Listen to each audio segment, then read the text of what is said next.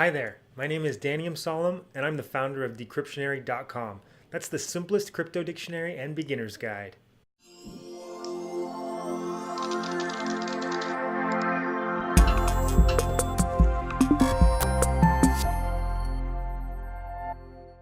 In this video series, I'm going to introduce you to the basic concepts around cryptocurrencies. We're going to touch on the 13 major common cryptocurrency words that everyone needs to know. Then we're going to touch on the 5 different categories that you can classify cryptocurrencies into, and finally the 8 resources you should be using right now. Before I go on, here's a quick disclaimer. Nothing published by me or Decryptionary should be taken as investment advice. In fact, before you invest in anything, make sure you do your own research.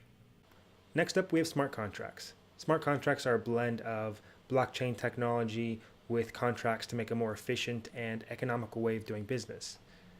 In a smart contract, two people who are doing business with each other they agree on a date and they both turn in something of value. And if on that date, both of the terms are met, then the contract executes. And if it doesn't, well, everyone gets back what they turned in or the deal just fully cancels. For example, let's say we've got two people, Alice and Bob. Bob has got a whole bunch of Bitcoin and he wants to sell some. Alice has got a whole bunch of cash money in the bank. And they agree that they're going to swap 1 Bitcoin for 10 grand. They want to make this deal push forth on January 1st, 2018.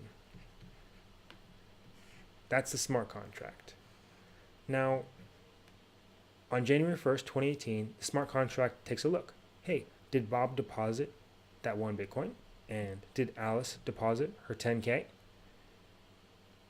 If we see that Bob deposited his 1 Bitcoin, but Alice was $2 short, then the Bitcoin is going to go back to Bob. Alice is going to get her money back, and there is no deal. Pretty interesting, pretty simple. But you can see how this totally eliminates the need to hire any sort of lawyer or to go through an exchange, or it just saves so much money from any middleman. Pretty sweet, right? A final word on smart contracts. Because everything is public, because it's on the blockchain, and it's all relatively permanent, then it's very easy to keep both Alice and Bob in line. If Alice decides that she wants to keep her $10,000 and get the Bitcoin, the smart contract won't let that happen. And anyone else who's looking at the blockchain can say, hey Alice, you're doing something bad there. And the same thing goes for Bob. It keeps them both in line, and it's a pretty incredible way of doing business.